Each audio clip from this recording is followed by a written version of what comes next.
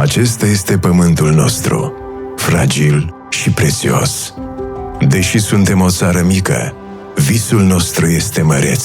Nu suntem mulți, dar avem o dorință puternică de a deveni promotori ai sustenabilității. Suntem Castel Mimi, un loc unde tradiția se întâlnește cu inovația. Suntem dedicați misiunii de a proteja și a îmbunătăți planeta noastră. Ne ghidăm după cele mai înalte standarde internaționale pentru protecția mediului. Creăm energie din surse regenerabile, captând soarele prin panourile noastre solare.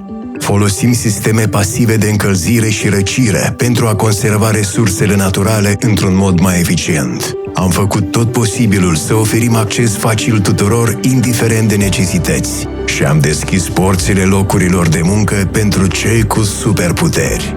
Un alt obiectiv primordial este să eliminăm amprenta de carbon prin promovarea transportului sustenabil. La fiecare eveniment organizat de noi, circa 500 de mașini ale oaspeților rămân acasă. Sânzienele Night, cucoanele Fiesta și Vin Opera, toate aceste evenimente sunt impregnate de spiritul eco.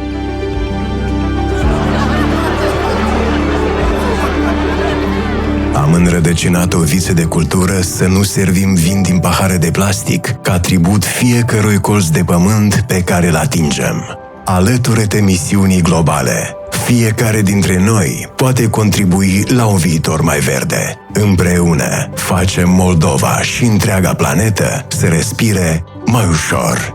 Mulțumim! Thank you. Danke. Grazie. Merci. Дякую. Gracias. 谢谢. Evharisto. Obrigado. Hansha.